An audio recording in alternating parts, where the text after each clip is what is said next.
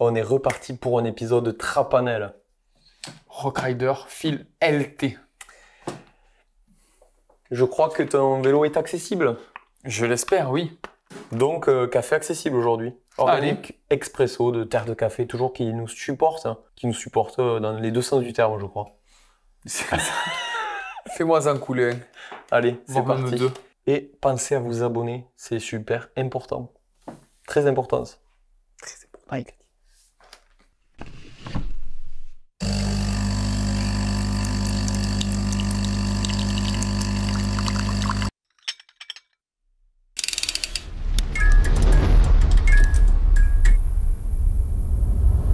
Je suis déçu sur un truc, Simon, c'est que la pile, il n'y a toujours pas plus de bouteilles. Je n'ai pas rajouté une.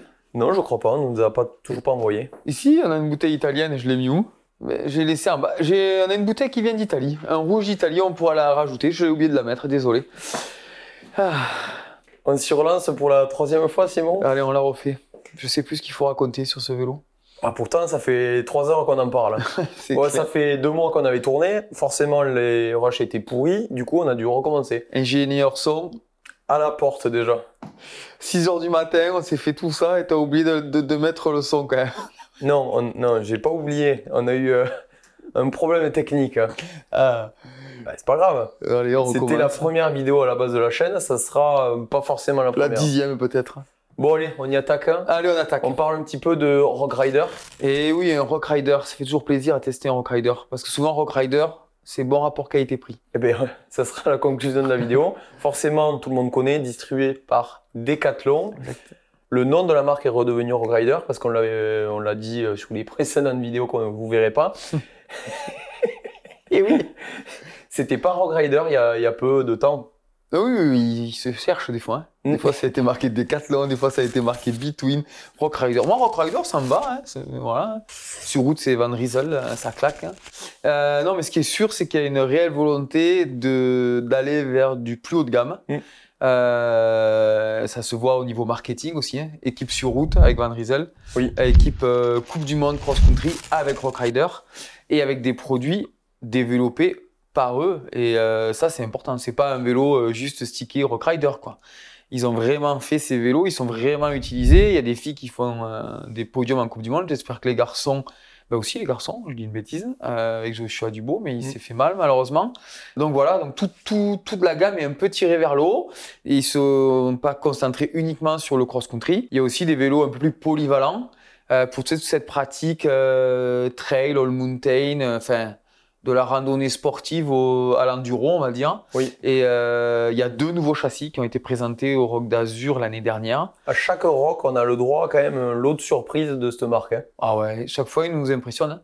Ouais. Toujours des jolis stands. Ah, et, ça claque. Hein. Et ça claquait.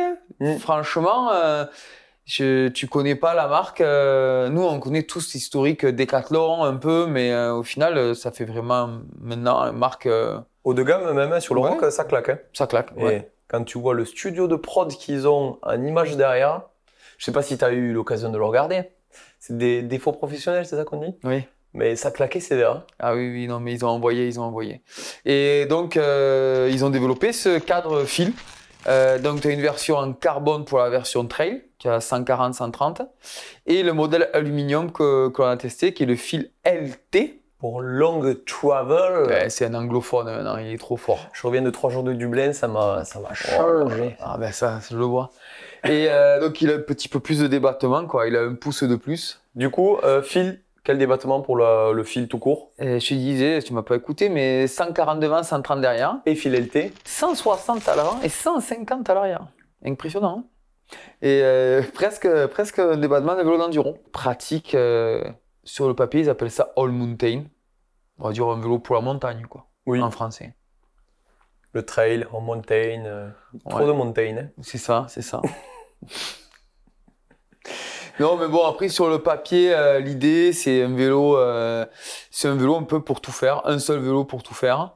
C'est un peu, quand tu lis un petit peu ce qu'ils ont voulu faire, un vélo qui permet de monter là où tu as envie d'y aller, sans forcément aller très vite, mais qui permet quand même d'aller là-haut, à la pédale, et après de s'amuser en descente. Polyvalent. Même t'amuser un petit peu en bike park, il est quand même assez agressif, on rentre dans les détails. Mais voilà, vraiment polyvalence. Et ce qui est intéressant, c'est qu'ils ont décliné ce vélo à des tarifs quand même assez attractifs pour le segment. Je pense que c'est surtout ça la nouveauté. Ah oui, pour le segment et les prix qu'on a l'habitude, ça reste assez agressif. Et c'est ça, moi ce qui m'a attiré de suite, c'est le 2000 euros. Quand j'ai vu l'équipement, le châssis, je me dis, waouh, ça vaut le coup de savoir est-ce que c'est réellement un vélo de All Mountain, est-ce qu'on n'est pas limité par le prix au final, parce qu'à cause du prix, ben, y a des specs qui sont dégradés, qui font que c'est pas vraiment un vélo All Mountain. On a déjà vu par le passé des vélos comme ça, hein. Ou d'autres vélos qu'on a testés où tu dis mais là il faut tout virer, hein, sinon tu peux pas aller en montagne en fait. Ça risque d'être le titre de la vidéo, peut-être d'ailleurs. Vas-y. Peut-on avoir un vélo d'enduro à moins de 2000 euros, à 2000 euros? De All Mountain. De All Mountain. Oui, mais putaclic, Simon. Ah oui. Faut pas déconner. Okay. Ah, parce qu'enduro, ils vont nous dire que c'est plus gros. Ouais, mais c'est le côté putaclic YouTube, là. Ok. Donc voilà. Ça répond à ta première question? Oui. Pour qui?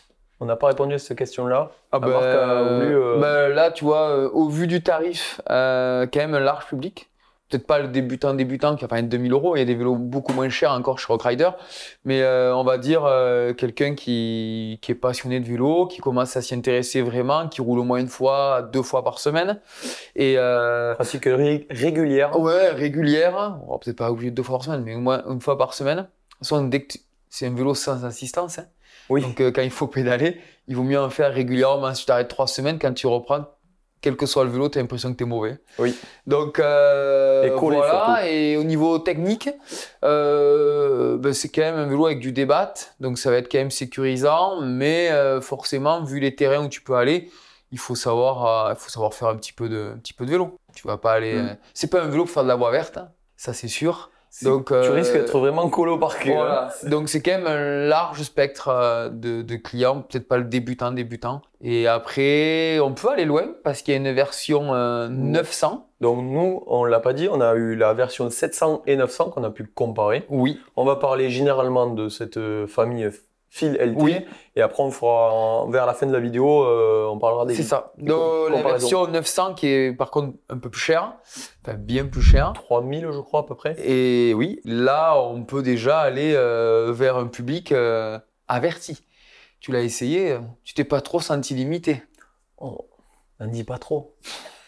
Donc voilà, spectre d'utilisation assez large. Donc techniquement, on l'a dit, c'est eux qui ont dessiné ce vélo. Oui. Et comment l'ont-ils dessiné? Qu'est-ce qu'ils ont fait pour arriver à Alors, au niveau design pur, pas de révolution, hein. Toujours pareil, hein. Non, mais... au Forbach. Ah oui, alors au niveau de la cinématique, oui. Mais même au niveau des lignes, on a vu des concepts ou des vélos bien plus osés chez Rockrider. Oui. Des vélos qui sont d'ailleurs jamais sortis. Il y a quelques années, au Rock d'Azur, qu'ils avaient présenté, je crois, le Rafale ou un truc comme ça, là, qui était quand même assez audacieux.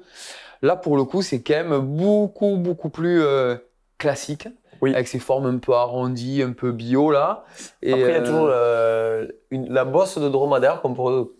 Toi, tu l'as surtout connu dans ton premier job chez Orbea. Et oui. Avec le premier Rayon. C'était pas le premier, mais c'est le premier que j'ai développé. Je crois que c'était le R3. Non, celui d'avant, surtout, je parlais vraiment C'était quoi, R2 peut-être? Ouais, enfin bon, les deux, il avait la bosse. Hein. Mais moi, c'est vrai, quand je vois le vélo, le Rockrider, je peux pas m'empêcher de penser à ça. Cette bosse là, on a l'impression que t'as tapé le mur là et que l'angle il est rentré. Il y avait Mondraker aussi qui avait. Oui, non, mais c'est dans le milieu du vélo, ça se voit régulièrement. Hein, si vous pensez à d'autres marques qui avaient la bosse de dromadaire, n'hésitez pas à partager. Ouais. Donc oui, ça c'est c'est assez simple, mais c'est propre. Au niveau, si on rentre plus dans les détails cinématiques, là aussi, Forbach, donc c'est un point de pivot virtuel. C'est ultra classique. Hein. Géométrie qui est dans les standards. Aussi, au niveau géométrie, si tu veux qu'on rentre un petit peu dans les détails, je crois qu'il y a 4 tailles.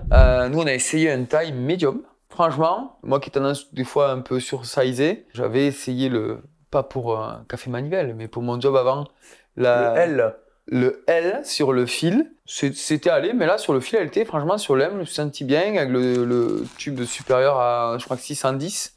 Il y a un Ridge 460 si je me trompe. L'angle est assez ouvert, 65, mais pas trop non plus. Moi, j'aime bien. Pour pédaler, pour la polyvalence, c'est adapté. Et surtout, ce que j'ai aimé, c'est qu'il est assez équilibré entre l'avant et l'arrière sur un taille médium, parce que la géométrie évolue que sur la partie avant. Oui, le triangle arrière, c'est tout le temps le même. Identique, ouais, 443.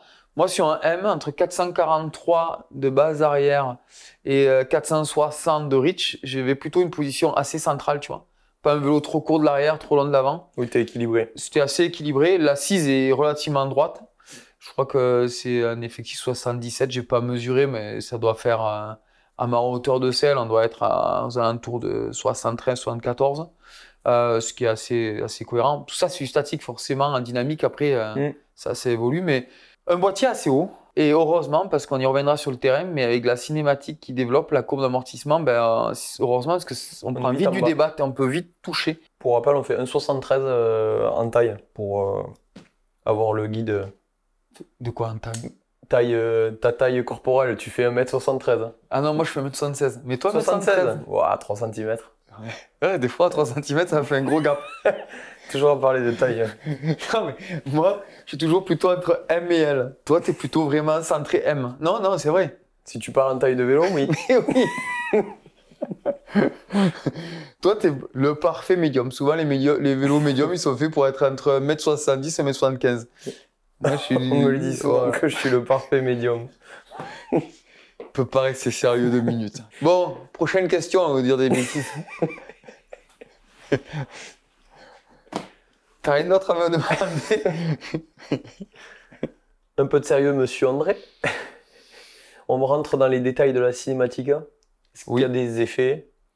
Ils m'ont donné les chiffres parce que il n'y a pas beaucoup d'informations sur le site. Hein. C'est dommage parce qu'ils essaient de faire des vélos plus haut de gamme, mais le site, si les gens de sur Rockrider nous regardent, de précision, de courbe. Oui, il n'y a pas grand-chose en fait. C'est quasiment les mêmes informations sur un vélo aussi technique que sur une paire de chaussettes. Non, mais c'est vrai. C'est très très vulgarisé. Oui, voilà. Non, c'est vulgarisé, mais presque trop. Sur un vélo de cette gamme-là, on va dire. À 2 000 € quand même, voilà, c'est quand même pas le débutant. Il y a quelques informations qu'on aimerait avoir. Non, peut-être pas la courbe d'amortissement, mais il y a quelques infos qu'il faut vraiment aller chercher. Donc, ils m'ont envoyé, parce qu'ils sont très sympas, ils m'ont envoyé toutes les informations.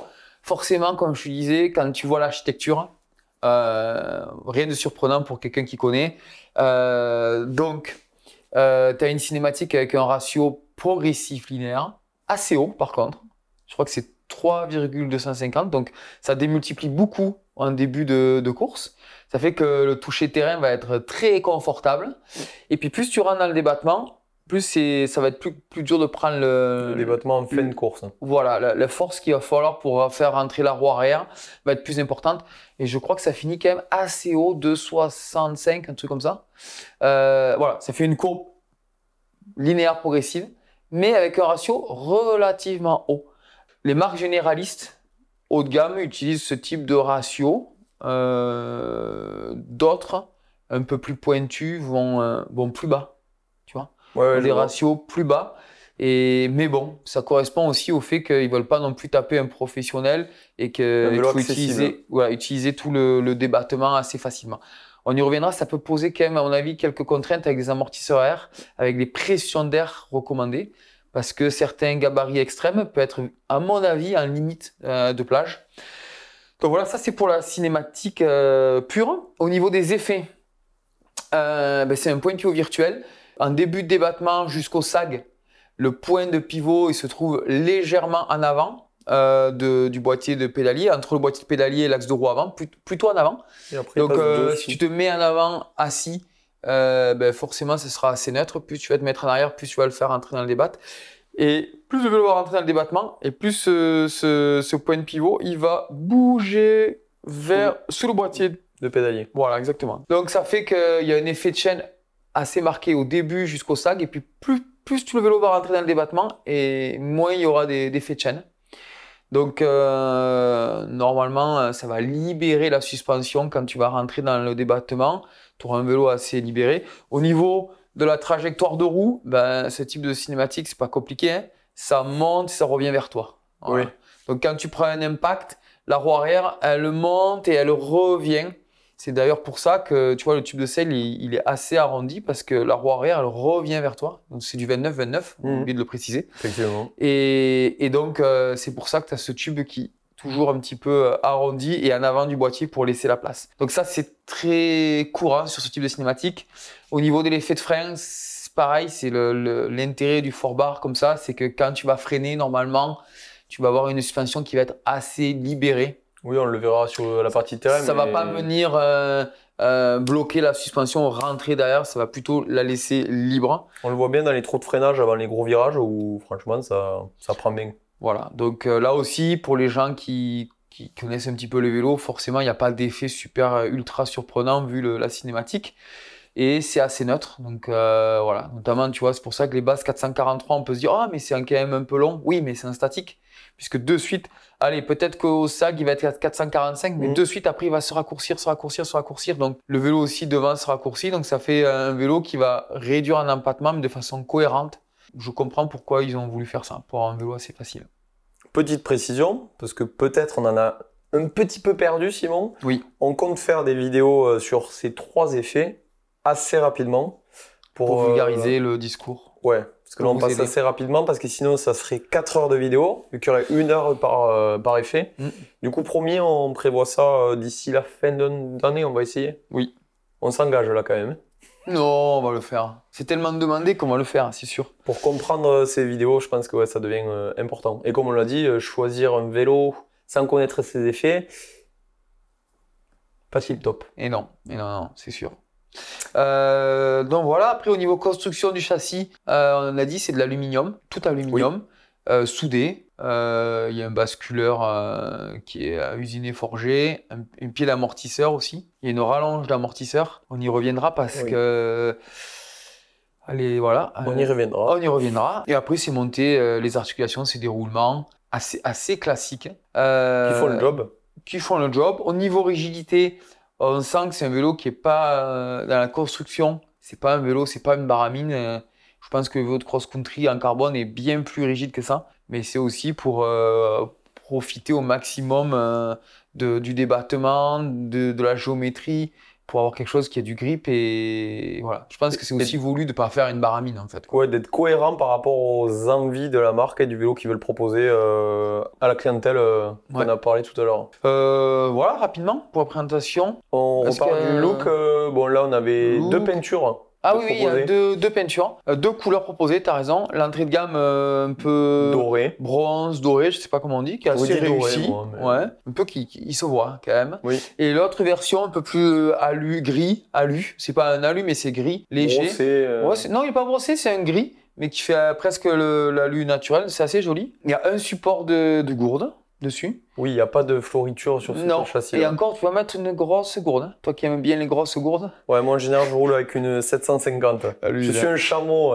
Lui, les grosses gourdes, il les adore. Je suis un chameau, c'est tout. Et oui, vu la cinématique avec cet amortisseur à montage trunnion, ça aussi, ça, on y reviendra. J'ai trouvé ça un peu particulier parce que l'avant est en trunnion. Vu l'espace qu'il y avait, on pouvait mettre un amortisseur standard. C'est rare d'avoir un trunnion en haut et un pied d'amortisseur classique en bas. Mais finalement, il n'y a pas tant de place que ça. Mais même pas de support. Tu vois, la partie avant, là où il y a comme tu disais, la bosse de dromadaire, là, ça fait de la place. Oui. On aurait pu imaginer un support pour mettre une petite sacoche ou, tu vois, Rock Rider, c'est comme super fort, Decathlon en général, pour accessoiriser. Ils ont toujours les petits trucs. Et ben là, rien. Bon, est-ce que c'est des questions de budget? Peut-être. Hein. Ou le début, peut-être que c'est le début, mais c'est vrai que quand tu vois toutes les petites solutions innovantes qu'ils ont sur des vélos entrée de gamme ou des vélos enfants, tu vois, des leviers spécialisés, plein des paniers pour des vélos de ville. L'ergonomie en fait. Et ben là, rien. Bon, c'est comme ça. Quand on dit les supports, c'est les deux petites vis par exemple. Oui, ouais. Mais oui, là pour le coup, pas grand-chose. Mais j'ai une solution, je resterai avec mon strap, Simon. Oui, voilà. Mon petit strap avec ma chambre à air. Voilà, ouais. Comme les specs, si tu veux, on fait rapidement un tour des specs. Ouais, donc on commence par le 700. 700, ben oui, là pareil, pas de fioriture. Ils sont quand même bien en bonne relation avec SRAM, puisque les 2 vélos sont montés full SRAM, en transmission, en frein. En suspension, c'est simplement le niveau de gamme qui change. Après, c'est les roues. Les roues, il y a un gros gap entre les deux modèles, entre un qui est avec des Sunringley, le 700, et Mavic. Et Mavic D-Max sur le haut de gamme. Et après, sinon, le reste des composants, guidon, potence, jeu de direction, poignée, tige de selle, c'est les mêmes. Maison, sans logo. Attention, on y reviendra aussi, tige de selle avec 120 mm de débattement sur notre âne médium. Voilà, qu'est-ce que j'ai oublié? Ah, je crois des pneumatiques qui sont différents puisqu'il y a des pneus Rock Rider. Les Grip 500 sur le 700. Exactement. Et Hutch sur le Griffus de 4. Voilà, rapidement pour les specs. On en reparlera à la fin sur le terrain, mais voilà, très rapidement. Est-ce qu'on passerait pas à tes réglages? Ben écoute, si c'est la bonne question, réglage. Tes réglages. Ben écoute, taille médium. Je sais que tu as été un petit peu embêté par le poste de pilotage, toi. Oui, alors moi je crois que, je veux pas dire de bêtises, je crois que c'est 40 mm la potence et moi je l'ai roulé avec une 50 mm. Et oui, le guidon, j'ai un peu de mal avec la géométrie du guidon. En fait, il n'y a pas de marquage dessus, il est tout noir. Et, pour le régler, c'est en fait, quand j'avais peut-être parce que moi, il aurait fait un vélo un tout petit peu plus long, donc j'avais tendance à le mettre un peu sur l'avant. Et là, l'angle haut, il était vraiment haut et c'était pas très confortable. Et les poignées aussi. Les poignées, c'est du plastique dur, pareil. Là, Rock Rider, on les connaît. Je sais pas pourquoi ils n'ont pas trouvé une bonne petite paire de grippes avec leur logo et qui va bien. Bon, ça c'est au niveau ergonomie. La selle, ça m'a moins dérangé. Ça, j'étais un peu embêté. J'ai mis mes poignets pour être mes poignets dessus. Et moi, le centre ne m'a pas du tout dérangé. Ça doit être mes 3 cm en moins. Et exactement, je pense que toi, tu avais la bonne longueur là. Et donc, c'était bon pour toi. Moi, j'étais un tout petit peu un peu encombré, on va dire. Voilà. Sinon, après, au niveau réglage. Les suspensions, on commence par le 700. Oui, parce que j'ai pas fait le même réglage. Voilà, parce que c'est pas la même suspension. J'ai suivi les préconisations constructeurs sur la fourche. Donc, je pense faire du 25% de sag. Et avec un token à l'intérieur, en fait, cette fourche, c'est ni plus ni moins qu'une lyrique d'il y a quelques années. Hein. Et voilà, donc plutôt surpris, agréablement surpris. Ça tient quand même la route. Ça marche. Ça fonctionne. Bon, on est un peu sur le ressort. Hein. C'est pour ça que j'ai rajouté ou j'ai gardé le token parce que pour éviter d'aller en butée. Oui, ça plonge. Oui, il y a beaucoup de mouvements, quoi. Mais dans tous les cas, c'est pas un vélo non plus pour aller faire des coupes du monde. Donc, quand tu roules tranquille, ça épouse bien le terrain, il y a du grip. Et j'ai gardé le token parce que derrière l'amortisseur, lui de série est livré avec 3 tokens. Et sans plateforme. Oui, il n'y a que la détente. Oui. Donc, 3 tokens à l'intérieur. Donc, ceux qui n'arrivent à pas prendre le débattement, au pire, ils pourront toujours en retirer. S'ils ne savent pas le faire, on fera un tuto comment relever un token dans un amortisseur RockShox, mais c'est pas très compliqué. Et au pire, ils iront voir leur vendeur. Exactement. Mais pas de plateforme. J'ai attaqué avec 30% à l'arrière comme c'était recommandé. Mais du fait qu'il n'y ait pas de plateforme et avec le feeling de la suspension avant, j'étais plutôt, je suis remonté plutôt à presque 25%. Pour avoir le même. Comme je t'ai dit, le ratio de suspension au début, il est très souple. Du coup, on est tout le temps dans l'impression de plonger vers l'arrière. Et pour avoir quelque chose, c'est pas dérangeant. Tu vois, il y a des vélos, il faut 30% parce que sinon, ils n'ont pas de confort. Là, franchement, même à 25-26%, tu as quasiment le même seuil de déclenchement que l'avant. C'était assez homogène. Oui. Et pour le terrain où on roulait, voilà, peut-être que ceux qui sont vraiment dans la pente et tout, ils auront besoin de mettre 30%. Puis il fallait trouver l'équilibre aussi par rapport à la montée, du coup. C'est ça. Et comme il n'y a pas de plateforme, pas régler la basse vitesse, comparé à l'avant, on peut régler, là il n'y a pas. Tout se joue sur la détente. Et chose importante, c'est que la détente, il y a un setting de détente assez particulier. C'est que sur tout ce qui est basse vitesse, donc ton équilibre, on va dire, c'est assez rapide. Par contre, tout ce qui est sur haute vitesse, dès qu'il y a des marges, des impacts, c'est plutôt assez lent. Donc, on a quand même tendance à tout ouvrir. Presque tout ouvrir, mais pas tout à fait sur ce modèle-là, parce que sur ce modèle RockShox, quand tu serres un petit peu la détente, quand tu la fermes, quand tu la ralentis, ça durcit aussi un peu la compression. Donc, c'est ce que je t'ai dit, tu as vu des fois sur des longues montées. C'est pas le truc le plus pratique, hein, mais je serrais à fond la détente et ça fait presque un vélo. Tu sens vraiment que c'est plus dur, quoi. Et après, ça limite l'effet de pompage. En exactement, fait. voilà. Donc moi, je me l'utilisais comme ça sur une longue montée sur un DFCI méga longue, où normalement, j'aurais utilisé un blocage. Ben là, j'ai pris 2-3 secondes pour fermer la détente à fond. Ça faisait presque un blocage. J'arrive en haut, je l'ai remis comme j'avais envie. Ouais. Bon, tout le monde ne fera pas ça, mais c'est une solution que j'ai trouvée. Si on peut rajouter, parce que je suis sûr que certaines personnes ne le savent pas, les constructeurs, comme Rockrider ici, ok, ils achètent des amortisseurs, mais toutes les marques de vélo n'achètent pas les mêmes amortisseurs. Ils vont choisir à l'intérieur tout ce qui est clapeterie. Du coup, c'est ça les settings. Donc chaque marque choisit. Tout le monde ne le fait pas, mais là, Rockrider a travaillé avec RockShox pour faire un calibrage, ce qu'on appelle un calibrage.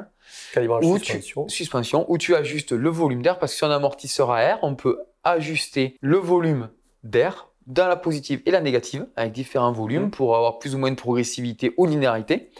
Et en fonction de ça, quand tu as choisi ça, tu peux ajuster la détente, la plage détente, parce que tu vois, tu as un petit réglage là. Oui. Qu'est-ce que tu fais avec cette plage? Est-ce que tu la fais comme ça? Est-ce que tu la fais comme ça? Et pareil, en compression. Même si la compression n'est pas ajustable à l'extérieur, ils ont ajusté en fonction de leur envie, de leur cinématique. Donc c'est un choix qu'a fait Rockrider et qui est assez intéressant. Donc ça, c'est intéressant à préciser, je pense. Oui. Et n'hésitez pas aussi à nous dire, je pense qu'on a toutes les possibilités de faire une vidéo sur le calibrage suspension. Qu'est-ce que c'est? Comment ça se passe? Avec Antidote, par exemple. Et oui, bien sûr. Donc n'hésitez pas à nous dire si ça vous intéresse. Et pour rebondir sur le 900, alors là, il y a un peu plus de réglages, puisqu'on est sur des RockShox haut de gamme, Ultimate, que ce soit devant sur la Lyric ou le Super Deluxe. Donc là, tu as un full package d'ajustements. Au niveau ressort air, je l'ai roulé sans anti-volume à l'intérieur, parce qu'elle est assez progressive, celle-ci. De Lyric. Donc tu l'as enlevé parce qu'en général, il y en a toujours un. Sur la 160, est-ce qu'il y en a encore un? Oui, je pense qu'il y en a un, je l'ai enlevé. On le mettra. Oui, sur la 150, je crois qu'il n'y en a pas de série, mais sur la 160, je crois qu'il y en avait un. En tout cas, c'est sûr, j'ai roulé sans anti-volume, c'est une certitude. Okay. Et j'ai roulé avec un tout petit peu plus de pression que ce que préconise. Je crois que c'était 75 et j'ai roulé avec 78. PSI. Et PSI. Et derrière, j'ai laissé les 3 tokens. Et j'ai roulé pareil, plutôt 26% que 30%. C'est comme ça que j'ai trouvé le bon équilibre sur le vélo. Pour revenir un petit peu sur ce qu'on a dit au 700, en fait, pour éviter de trop plonger, même si on a la plateforme ici. Oui, là ce qui est bien, c'est que les détentes, j'ai pu ouvrir la détente comme j'avais envie. Parce qu'en plus, tu as le réglage de compression basse vitesse. Donc, tu peux vraiment équilibrer les suspensions comme tu as envie. Et puis après, au niveau des ajustements plus fins, il n'y a pas un réglage, il y a un réglage de base si on veut, mais le but, c'est de les ajuster en permanence en fonction des terrains où on roule. Malheureusement, si on n'aime pas faire ça, ça sert à rien d'avoir des réglages externes en fait. Ça sert à rien d'avoir une compression à une haute vitesse et basse vitesse ajustable si on pense qu'il y a un réglage qui fera tout. Voilà, donc quand on me dit mais qu'est-ce que tu as utilisé comme réglage, si la piste a été comme ça et sans jump, j'ai mis de la compression basse vitesse, je l'ai serré pour que le vélo il plonge pas devant et je l'ai ouvert derrière.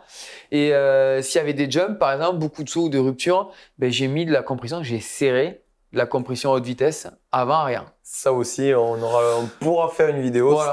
Donc ça c'est le sac, ça c'est très important, la précontrainte. Et après les ajustements, ils sont faits justement pour être fins et ajustés en permanence. Voilà. Oui, tu peux avoir, mettons, tu pars en montagne, tu fais un run, tu vois que tes réglages sont pas ouf et tu vas adapter. Et en général, les bons réglages, tu les as en milieu journée, on va dire. C'est ça, c'est ça. Bon, si tu connais plus vite, mais après c'est toujours une histoire de compromis, hein, mais voilà, il faut pas avoir peur de changer, quoi. Ça, il faut pas avoir peur de toucher. Et comme tu l'as dit, le bon faire une journée en bike park, il faut essayer. Franchement, ça tue personne. Hein. Oui, tu bloques, tu fermes tout d'un côté, Il suffit de pas rouler à 110% de ses capacités. Oui, parce que tu te tues pas sur tes réglages. C'est sûr que si tu bloques tout, si tu mets la détente complètement ouverte aussi, ça peut être catapulte. Ouais, un peu, ça peut. Donc voilà, à peu près pour les réglages. On a fait le tour, hein, je pense. On va enfin passer à la partie terrain. Allez, terrain. Terrain, on peut commencer à pédaler, Simon. C'est bien de pédaler des fois. Non, parce qu'il n'y a pas d'assistance ce vélo, donc il faut, si tu veux être amusé en descente, il faut pédaler pour monter. Ben, la position, elle est assez confort. Clairement, c'est position moderne, hein, c'est qu'on retrouve sur des vélos ultra prestigieux. T'es droit, t'es relevé. Enfin, pour le coup, ils se sont pas trompés. Donc, ça invite à pédaler tranquillement. Hein. Ça, c'est sûr. Hein, la double direction, elle est assez haute. Hein, t'as un guidon relevé. C'est pas mode XC. Et tu as envie d'y aller confortablement. Surtout qu'en plus, la transmission, important, c'est un 30 dents sur le 700. Donc pareil, 30, c'est bien quand ça monterait et que tu n'as pas trop les cannes. Mais après, par contre, tu vas pas t'amuser à faire des sprints sur le plat avec. Hein. Ça, c'est... Tu vois, forcément le vélo. Sinon, je prendrais le vélo cross-country. Voilà, c'est ça. Donc avec lui, c'est dessus, tu montes dessus, c'est confortable. T'as envie de pédaler à la cool, quoi. Et d'ailleurs, franchement, c'est comme ça... Au final, c'est comme ça qu'il est le mieux. Hein. Tu pédaler au couple, toujours avoir une espèce de linéarité, de pédaler rond, comme on dit, tu vois, avoir une tension de chaîne assez équilibrée. C'est sûr qu'il n'aime pas les à-coups, comme je disais, l'effet de chaîne. Il est au début au niveau de la zone de précontrainte et après il s'effondre. Donc si tu accentues un peu, tu vas vraiment faire bouger les suspensions, les pompages, surtout sur le 700 où il n'y a même pas de plateforme. Donc tu peux vite avoir l'impression que le vélo il fait ça. Donc il faut pédaler assez rond. Et ça lui va plutôt bien. Ça suit le programme du vélo, à la cool, chill, voilà. pour profiter. Alors, dans le segment, il y a certains vélos avec des effets beaucoup plus prononcés qui donnent vraiment cette expression de surboost, mais qui parfois, à la fin, sont pesants quand tu commences à plus avoir de jambes ou si tu n'as pas le niveau physique, parce qu'on est quand même sur des vélos aux alentours de 14-15 kilos. Là, voilà, d'entrée, ça te met dans l'ambiance. C'est pas un sprinter, mais ce vélo, il te met dans le bain, tu vois. Tu sens que c'est pas un sprinter, mais au moins, cette sensation, jusqu'à la fin de ta sortie, que tu fasses 2 heures ou 5 heures ou 6 heures, elle te met pas dans le jus, quoi, tu vois. C'est, comme on dit, prévisible. Voilà. Donc, t'as pu faire des longues sorties, du coup, ou pas? Oui, j'ai fait un petit peu de tout. Franchement, si tu veux aller faire 1 heure et te mettre à fond à tes côtés physiques, que c'est pas le meilleur vélo. C'est plutôt, si tu as 2 heures, c'est plutôt aller t'amuser à faire les descentes et monter cool. Par contre, dès que ça commence à monter un petit peu technique, il a clairement plus de motricité que de rendement. Tu vois, oui, c'est motricité. Niveau motricité et grip même, franchement, on n'a pas de problème. Mais oui, c'est assez neutre. Quand ça monte raide et que tu restes en position assise, il est vraiment mieux, moi je trouve, assis ou juste un peu levé. Tu vois, c'est pas vraiment le vélo où il faut se mettre en pompage. Voilà, donc là, assis, avec le buste en avant, tu fais pas trop faire bouger, tu fais pas trop, t'accentues pas trop le fait de bras. C'est assez intéressant et il y a quand même une bonne motricité. L'arrière est pas trop court, comme on disait, donc le vélo il cabre pas de façon trop intempestive. Ouais, il est facile dans le raid. Il monte quand même bien dans le raid. Hein. Ouais. Ah oui, même. Moi, j'ai trouvé très bien même. Ouais. Ben, moi, j'ai trouvé avec la version 900 qui est équipée avec un plateau en 32, un peu plus gros. Si tu as les cannes, et tu peux monter des trucs relativement raides. Alors, j'ai eu des vélos mieux dans ce segment-là, mais c'est honorable. Voilà. En tout cas, bon grip. C'est, comme je dis, honorable. La grosse différence que j'ai pu noter, moi, c'est la différence entre ce 700 et ce 900. Bah, tu sens un petit peu la différence de poids. Forcément, le 700, tu as l'impression qu'il pèse un peu plus. Je sais pas si tu vois ce que je veux dire. Mais... Oui, mais alors je pense je pense pas que c'est véritablement le poids. C'est transmission. Oui, transmission, c'est un 30. Donc le 30, ça donne un effet un peu plus marqué, donc c'est un peu plus haché. L'amortisseur où tu peux pas ajuster la basse vitesse. Le train roulant qui est beaucoup plus lourd. Faut que je reprenne les chiffres. Je vais te redire ça, mais il y a un gros gap de poids sur les roues entre les Duroc et les Mavic. Et le train roulant aussi, les grips offrent plus de grip, mais ils sont un peu moins roulants que les Griffus de 4. Oui, forcément avec l'inertie, tout est donc je pense que c'est ça, plus que le poids intrinsèque des deux vélos. C'est cet ensemble de paramètres qui fait que tu as une sensation que le vélo est quand même plus pâteau, alors que l'autre, si tu règles un peu plus les réglages un peu plus dynamiques, la détente un peu plus rapide, ces roues qui sont beaucoup plus dynamiques, tu as un vélo qui est quand même un peu plus dynamique, un peu plus fun à rouler, notamment dans les montées, quoi. On le sent rapidement. Dans les premières 10 minutes, tu sens la diff. Hein. Ah ben, dès que tu passes de l'un à l'autre, oui, il n'y a pas de souci. C'est marqué, on va dire. Niveau descente? Bah oui, c'est quand même, quand tu as autant de débattements, c'est quand même fait pour descendre. T'as envie de descendre. Premier truc, c'est que c'est facile quand même. Hein. C'est pas... C'est facile, c'est sécurisant en fait. De suite, c'est assez sécurisant. C'est ultra sécurisant. Voilà. Donc comme c'est sécurisant, comme de suite, tu as l'impression d'être bien, en fait, tu es assez haut, c'est posé, le sol, tu sens que ça encaisse, ben, tu as envie de lâcher quoi. Ah, tu as envie d'un mètre. Hein. Ah oui. Et sur les deux vélos, hein. Ouais, le 700-900, c'est la même. Hein. Oui. Alors, point important, on a oublié dans les specs, parce qu'il est quand même bien équipé aussi au niveau des freins, parce que c'est bien d'aller vite. Il faut ouais, si déjà tu n'arrives pas à te ralentir, c'est compliqué. La confiance en fait que tu as déjà sur le vélo, elle passe avant tout par ça. Ce qu'on disait au début là, c'est que pour s'amuser avec un vélo, il faut se sentir en sécurité. Donc si les trains roulants, les suspensions déjà se sécurisent et les freins se sécurisent, que quand tu sens que quand tu lâches, tu peux t'arrêter rapidement, ben là forcément tu t'amuses. Ouais. Et là pour le coup, il y a des codes RLC sur le haut de gamme. C'est quand même un frein qui fonctionne. C'est peut-être pas le plus puissant du marché, mais à ce niveau, ça freine. Moi, j'aime beaucoup parce qu'il y a de la progressivité sur ce frein. Oui. Je sais qu'il y a des personnes qui ont horreur de ces freins. Ben, je pense qu'horreur parce qu'il y en a beaucoup qui les utilisent mal. C'est des freins qui demandent quand même un tout petit peu d'attention à certains points, notamment au niveau des pistons, qu'il faut bien. Moi, j'en reçois plein des vélos. Malheureusement, les montages sont pas top. Quand tu vois déjà que les deux pistons de gauche, ils sortent de 2 mm de plus que ceux de droite, et bon, ça touche pas. Mais déjà, c'est pas bien marché, quoi, tu vois. Donc, il y a un petit peu de travail d'ajustement parce que ce sont des freins où il y a quand même beaucoup d'espace entre les plaquettes et les disques. Donc, si tu te loupes là, déjà, c'est mort. Deuxième point, c'est des disques, il faut les entretenir. Dès qu'il y a de la poussière qui va dessus, ça rend moins bien, voilà. Mais quand tu fais cet entretien-là, c'est pas un mauvais frein. Moi, je mets au défi, si tu as la bonne plaquette, que tu l'as bien rodée, tu as le bon disque. Et bien purgé, forcément. Voilà. Mais vu que c'est des freins qu'on rencontre beaucoup en première monte, ils sont pas toujours bien montés de série, en fait. Montés de série et tu peux avoir voilà, c'est désagréable à utiliser. Voilà. Et sur l'autre, ils ont monté les DB8 qui est un SRAM entrée de gamme en minéral, qui a un code un peu pareil mais entrée de gamme. Ils offrent de la puissance en tout cas. Qui ont des watts, ouais. Ben, en fait, il y a de l'attaque en fait. Il y a de l'attaque. Comparé au code, je pense qu'il y a même plus d'attaque. Donc c'est de suite, tu te mets dedans. Beaucoup moins de progressivité pour le coup. Ah oui, mais au moins ça plante. Le levier est un peu moins ergonomique et tout, mais on titille. Mais en tout cas, au vu du prix des freins, c'est ça. C'est pas léger, mais tu vois, c'est bien mieux qu'avoir mis comment ils s'appellent les freins de trail de chez eux. Je viens d'avoir un trou. Des freins de des guides. Des guides, oui. Voilà, des guides, des G2. Des guides G2. C'est bien mieux d'avoir mis ça, je pense, en termes de puissance. Donc, ouais, de suite, tu te sens bien, tu as envie d'envoyer. C'est confortable. Franchement, en descente, ça va. Et surtout, pour nos gabarits à nous, là, 1m75 et 70 kg, c'est le châssis qui est pas trop raide, en fait. Ah, et de suite, tu te sens bien, le vélo, ça pardonne, tu te mets des dérives, tu reprends le... Tu vois, ça, c'est comme dans le milieu automobile, tu vois.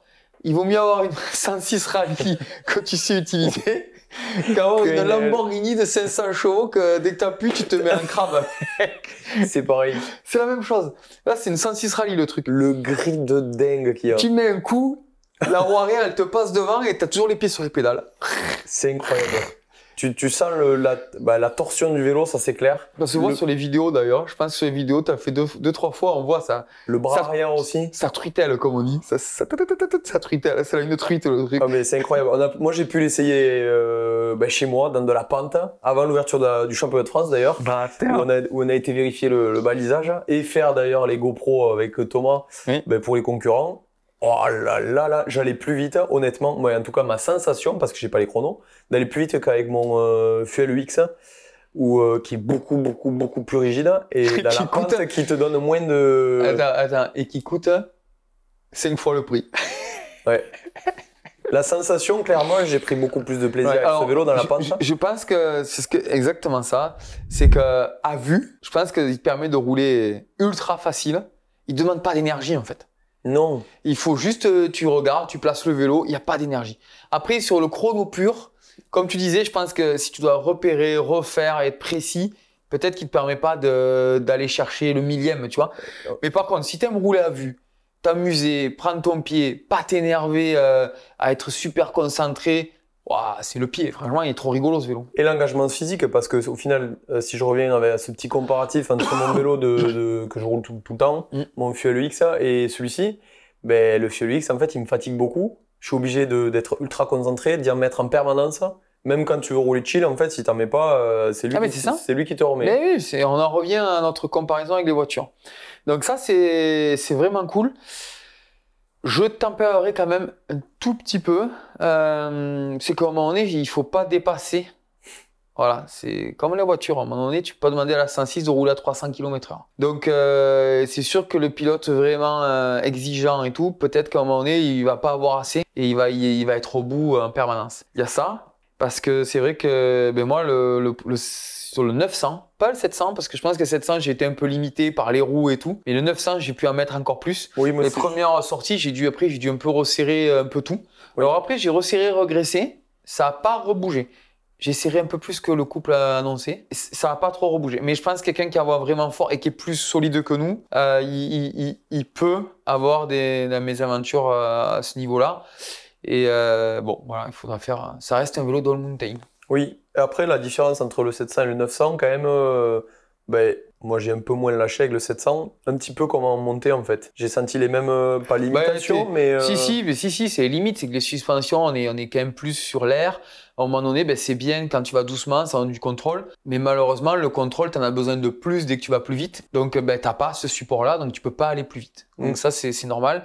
Et au niveau du châssis, c'est aussi normal. On le rappelle, on est français, on roule sur des terrains français qui vont peut-être moins vite, qui sont plus techniques. Voilà. C'est sûr que comparé naturel. Naturel, voilà. C'est sûr que comparé à des vélos nord-américains, je pense à des vélos qu'on a essayé comme les Norco ou même le Forbi ou des Kona ou des trucs qui sont plus massifs. Je pense qu'ils sont faits pour des poids moyens déjà plus solides que nous. Je pense que nous, le poids moyen, on est plutôt entre 70, 75, 80. Nous, alors que là-bas, c'est encore plus que 80, j'imagine. Et les pistes aussi. Je pense que peut-être que le Rock Ride, ce vélo-là, sur les pistes là-bas, peut-être qu'on aurait dit c'est vraiment trop souple. Notamment le parti arrière. Et on voit vraiment la déflexion au niveau du basculeur et du pied. Oui. T'as vu, on voit, ça bouge. Hein. Oui, parce qu'on n'a pas forcément roulé. En fait, on pourrait les comparer à du type piste bike park avec des beaux relevés bien échappés. Du terrain très dur en fait où il faut y appuyer dedans. Oui. Je pense que c'est plutôt un vélo pour des terrains naturels. Comme on a chez nous, dans les Vosges, dans les Pyrénées, dans les Alpes, partout en France. Je pense qu'il est vraiment plus typé pour ce type de terrain. Ça nous amène à une certaine grosse limite que tu as commencé à évoquer tout à l'heure, le fameux pied d'amortisseur. Ouais, alors ça c'est, oui, j'ai pas compris la démarche. Alors si, on m'a expliqué après, c'est que chez Rock Rider, tu sais, voilà, c'est quand même une grosse boîte, c'est Decathlon. Eux, ils voyaient l'avenir de l'amortisseur avec le système de friction Trunion. C'est que ça allait vraiment devenir la référence. Tu sais, maintenant, il y a toujours le système standard avec les classiques, avec les deux. J'ai que le mot en anglais, je suis désolé, les eyelets, là, mais je n'arrive pas à trouver le mot en français. Je t'aiderai pas, je vois pas. Les fixations classiques avec les deux buselures, voilà, et pas avec le montage et roulement sur la tête. Eux, ils ont prévu plutôt que c'était ça. Donc, ils ont prévu que des designs avec ça.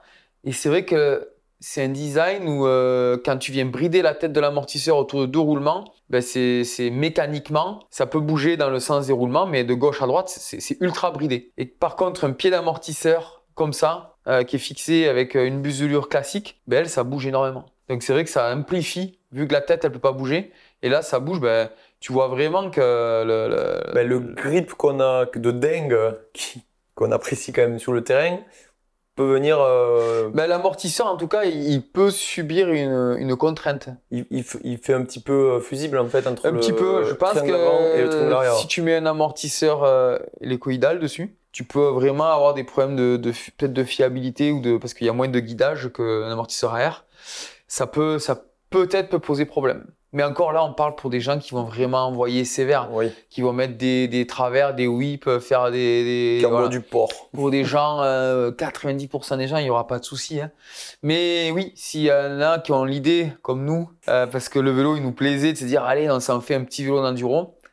Attention, faut rester propre dans le pilotage, quoi. Ouais, et surtout peut-être dans la durabilité de l'amortisseur. Voilà, si tu fais tes entretiens, que tu fais entretien jamais et tout, il y a peut-être moyen qu'à un moment donné, tu fasses sauter quelque chose. Et peut-être les limites plage haute, comme on a dit, des rugbymen solides ou de très grande taille. Oui, ça c'est sûr qu'il y aura ça. Et l'autre contrainte pour ces pratiquants-là, c'est quand même ce ratio de suspension très haut. Grosso modo, en fait, c'est qu'il y a beaucoup de débattement à la roue arrière. pour très peu de courses à l'amortisseur, ben ça met beaucoup de contraintes sur l'amorto, quoi. Il faut un gros ressort, donc tu es vite sur des pressions très hautes. Et des pressions très hautes, et ben forcément, ça veut dire beaucoup de dissipation de chaleur, parce que quand ça monte, ça chauffe, dilatation importante des joints. Donc ça risque. C'est vrai que c'est un vélo, moi je l'ai senti déjà à mon niveau à moi, avec mon poids, sur des longues descentes cassantes. Tu as une dégradation un peu, tu sens que ça se raffermit en compression, tu vois. D'ailleurs, c'est pas compliqué pour. Souvent, le problème, c'est quand tu fais une descente longue, tu sais pas si c'est toi qui physiquement t'en prends plein les bras, les jambes. Ouais, ou les cannes, ouais. Ou si c'est le vélo aussi où les performances se dégradent. Et là, pour le coup, tu roules plein capot dans les cailloux, tu fais 4 minutes, tu t'arrêtes et vite, t'appuies sur la suspension, tu vois, à vide. Oui. Et là, tu te rends compte que c'est dur pour l'enfoncer et ça revient méga vite, tu vois.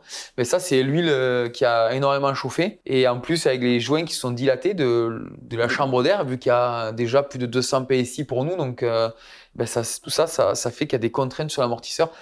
Et donc, c'est pas un vélo qui aime rouler très vite, très longtemps, voilà, avec l'amortisseur de série. Ouais, ça s'arrange avec on peut optimiser ça. Hein. Oui, après on parle peut-être pour 5% ou 3% des utilisateurs. Oui. Ou peut-être 2. Ouais. T'as pas eu de soucis autres, c'est même pas un souci, mais t'as pas eu de soucis sur le vélo? Bah non, je te l'ai dit, là, on a eu ce... Juste de resserrer. Voilà. Après, il faut être clair, hein, sur le 700, les suspensions, comme je disais, il faudra pas trop les pousser. Et les roues, pareil, les roues, c'est pas mal, hein, mais si tu tapes beaucoup dedans, elles demandent un peu d'entretien, quoi. Faut un peu resserrer. En plus, c'est une jante plus étroite à l'arrière qu'à l'avant. Le moyeu aussi, il faut y faire un peu attention. Il faut être un peu comparé aux Mavic qui sont quand même... il y a moins d'entretien à faire. Oui, après, c'est que de l'entretien. Et si, surtout la transmission, quoi. Ah, la transmission NX, si tu roules régulièrement, tu vois, à niveau de prix équivalent, alors je sais bien que c'est plus compliqué que ça parce que ils achètent en gros et que forcément, mais si tu regardais le prix public, si tu dois acheter sur de la transmission, si tu dois acheter chez toi à un magasin, dans ce niveau de prix, je pense que je ferais une Shimano Deore que je trouve légèrement plus robuste dans le temps. Ah oui, c'est clair. Voilà. Ou sinon, mettre une SRAM un peu plus haut de gamme. Mais après, c'est sûr qu'on est... C'est vrai que cette transmission-là, NX, là, ce dérailleur, il prend vite... Il prend vite du jeu, en fait. Et après, c'est galère. Tu n'arrives jamais à avoir le réglage parfait. Soit ça descend, soit ça monte pas. Ça, c'est les limites du 700. Donc, c'est vrai que si tu roules beaucoup... si tu roules beaucoup, franchement, ça vaut le coup peut-être de mettre... c'est 1000 € de plus. Parce que là, déjà, il a une transmission GX. Ça, c'est quand même c'est une transmission qui est assez correcte, on va dire. En mécanique, je pense que c'est un des meilleurs rapports en 12 vitesses. Qualité-prix, durabilité. Voilà. Je pense qu'à part peut-être le Shimano XT11, qui peut être un peu plus robuste parce qu'il n'y a que 11.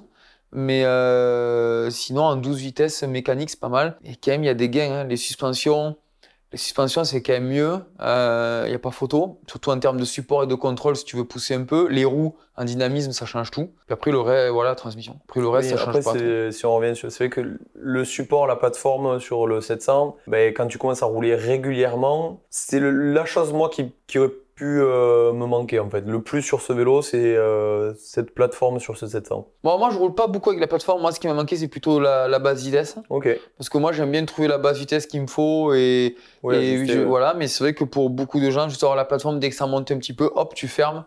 Je comprends, ouais. Et ensuite, même là, c'est pour les deux vélos, la tige de selle. Ouf, oui. Et oui, 120, sincèrement, 120, j'avais pas vu ça. C'est sur les cross-country, quoi. Même sur le down-country canyon, on avait 150. C'est donc clairement pas assez. Non, clairement, oui. T'es limité, en fait, dans le raid, d'ailleurs, quand j'ai... Mais surtout, ce qui est terrible, c'est qu'avant, il y a quelques années, là, il n'y a pas si longtemps, il y avait 100, 120 parce que c'était moins cher. Mais là, ils les ont. Il y a 150, 170 sur les tailles plus grandes. Moi, j'aurais décalé. J'aurais mis 120 sur le S. Et alors, eux, ils disent parce que c'est l'insertion du tube de selle qui peut avoir des limites. Mais franchement, je pense 150, il est quand même sloping, il y a quand même une bonne insertion. Moi, je pense que 150, ça aurait pas été du luxe quand même. Moi, clairement, c'est quelque chose que j'envisagerais de changer rapidement sur ce vélo-là. Ouais. C'est peut-être la première chose que je changerais au final, sur les deux châssis, parce que dans mon pilotage quotidien, chez moi, il y a de la pente quand même, ou quand on part des Pyrénées.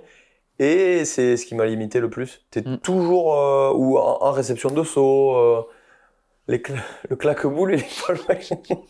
Tu te fais peur des fois. Non, c'est clair. Hein. Et après, construction du 900, on n'a pas grand-chose à dire. Ben non, c'est tige de sel toujours, hein, franchement. Hormis ça, moi je trouve il est quand même cohérent. Alors après, oui, 3 000 € aujourd'hui, avec les promos. moi, je le trouve ultra bien équipé par rapport aux tarifs, par rapport à la Alors sur les concurrence, prix, en fait. Hein. sur les prix affichés, mais c'est vrai qu'en ce moment, comme tu sais, l'industrie du vélo, il y a quand même de la promo. Et tu peux trouver des vélos dans ces prix-là, quand même aussi bien équipés. Mais ce qu'il faut regarder là, c'est quand même, moi, ce que je trouve vraiment bien sur ce vélo, il y a quand même une très bonne cohérence. Le choix des roues, tu vois, ces choix des roues sont plus dynamiques, mais elles sont aussi assez souples. Ça va avec le châssis, les settings de suspension. Je trouve que c'est relativement bien homogène. Voilà. Si c'est ce tige de sel, je sais pas ce qu'ils ont foutu, mais pour le reste, c'est quand même très cohérent. Voilà. Prochaine question. On va recentrer le 700 et le 900 sur quelle préconisation d'utilisateur et de terrain pour chaque gamme pour toi, le 700? Ah ben, c'est plutôt... il faut rouler plutôt pépère. Voilà, c'est vraiment la recherche du confort, du grip, de se sentir en sécurité et d'aller découvrir des nouveaux terrains de jeu à explorer. C'est pas le vélo de randonnée du dimanche. C'est voilà, quelqu'un qui a envie de se trouver un peu de peps, aller chercher un petit peu les sensations en descente, à monter, mais tout en ayant beaucoup de confort et de sécurité. Encore une fois, c'est le mot qui revient. Donc parfait pour un débutant. Plus quoi, c'est pas débutant quoi. Ouais, débutant plus. Quelqu'un qui a au moins déjà fait une année de vélo par exemple.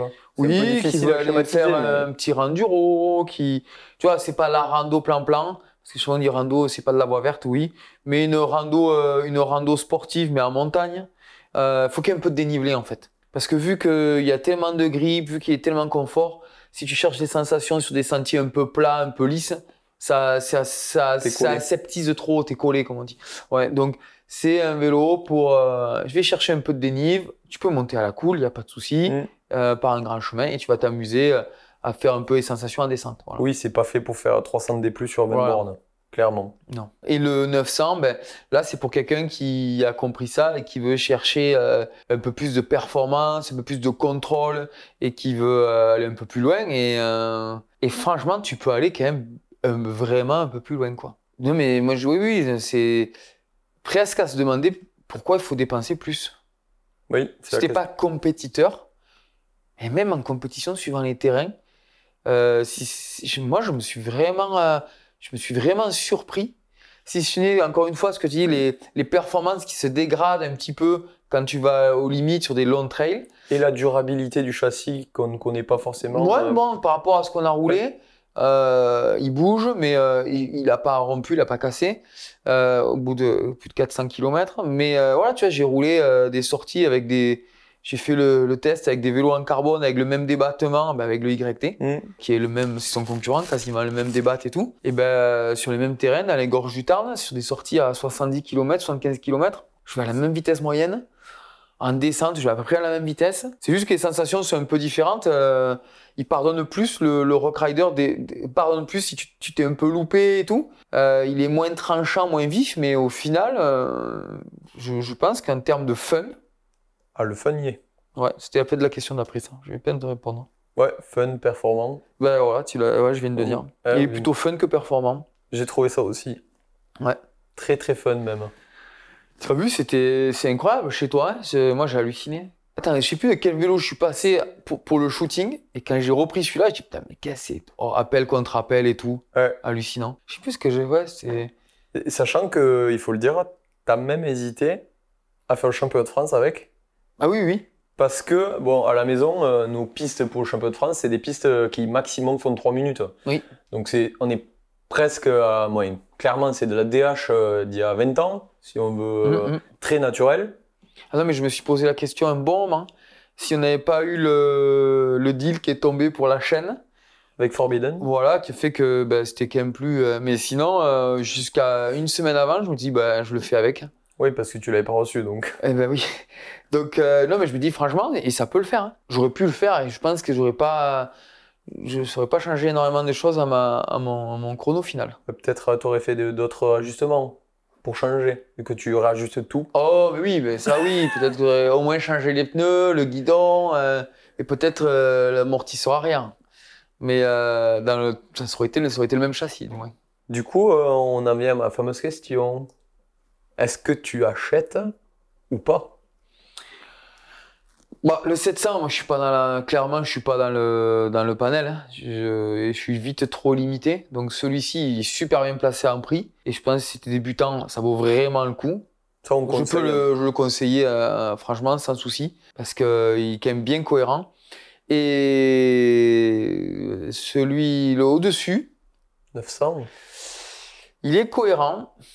Mais, comme je suis pointilleux, si c'était vraiment un vélo perso, j'aurais cette architecture de suspension avec ce pied d'amortisseur là, ça me plaît pas trop. Et Pour ouais. moi, hein, Oui, parce que moi, clairement, ça te suffit. je crois que Ouais. Honnêtement, je pense que je me poserai pas trop la question. Moi, si, forcément. Parce que, Oui. mais En tout cas, moi, ça m'a remis dans la tête l'intérêt du carbone. Tu vois, je me dis, mais en fait, un châssis à alu, ça peut largement dans cette pratique-là, hmm, mais en fait, j'en ai largement assez. Moi, le vélo, si je te dis, à part ce souci de cinématique un peu, très sincèrement, c'est ça. Pour moi, ma façon de rouler, ce que j'aime faire, je trouve que le ratio de suspension, il est un petit peu trop haut et j'aurais aimé avoir un amortisseur un peu plus long avec un peu plus de course, qui soit un peu plus bas et qui aurait eu, voilà, il y aurait un peu plus de support, plus de progressivité pour ce que j'aime faire. Pour jouer un peu plus avec le vélo, ça aurait été mieux. Voilà. Mais bon, je comprends la cible qu'ils ont voulu toucher, mais ça m'a vraiment remis en tête de dire, mais en fait, des châssis raides et tout, moi, ça m'a vraiment plu, cette facilité de prise en main, quoi. ouais, tu t'amuses de suite, en fait, en prenant directement le guidon. Et aussi, quand je dis que j'achète, c'est parce que chez moi, honnêtement, il fait 6, 8 mois pourri. Il est quand même facile à nettoyer, je trouve. Ah oui. Oui, il y a du dégagement. Ouais. Le design est tellement simple qu'il n'y a pas d'endroit où ça bourre trop. C'est ça. Non, c'est vrai, c'est vrai. Nous, on change les roulements, tout ça, très souvent. Ouais. Faut au moins une fois par an. Donc, c'est des petites choses qui font que bah, sur le 900, pourquoi pas. Et... Changer la tige de sel. Ah oui, ça c'est clair, direct. Et il y a une chose à préciser aussi, le look. Parce que souvent, c'était très péjoratif il y a très peu de temps. Tu roules avec un Rock Rider? Et qui, honnêtement, là, quand tu vois le look du vélo, bah, moi je trouve que ça pète. Hein. Le graphisme Rock Rider d'un côté, qui est ultra gros, mais ultra. Dessous. Ouais, moi je trouve ça. Sous le tube diagonal. C'est joli. Et de l'autre côté, il a un petit au-dessus, Ouais. là, c'est bien. Moi je trouve que l'image a été vraiment bien redorée. Je trouve que t'as pas la mauvaise. Je pourrais redresser un petit peu le tube supérieur un peu pour l'avoir un peu moins un boss de dromadaire. Ah, Ouais. ça serait nickel. Ouais, c'est clair. Après, c'est subjectif la beauté, donc n'hésitez pas à nous dire tout comment vous le trouvez. Est-ce que cette image pour vous est restée ce qu'elle était ou pas? Bonne question, ça. Ouais. Il est bon quand même. Me le dis pas trop. Bon, je pense qu'on a fait le tour. Hein. On n'a rien oublié? Je pense pas. Parce que je la refais pas 4e fois. Ouais, avec un peu de chance, le micro, il a pas marché. Allez, dans la boîte. Ouais, je crois que ma liste est pleine. Hein. Et oui, parce qu'on utilise des fiches. Bientôt, on aura un iPad, on aura une tablette, un de ces quatre. J'aime bien le papier. Et oui. T'as pas de stylo pour gribouiller, mais... Tu aimes, tu regrettes. Ouais, non. Bon, tu me fais couler un café. Parce que là, j'en ai besoin, je vais m'endormir.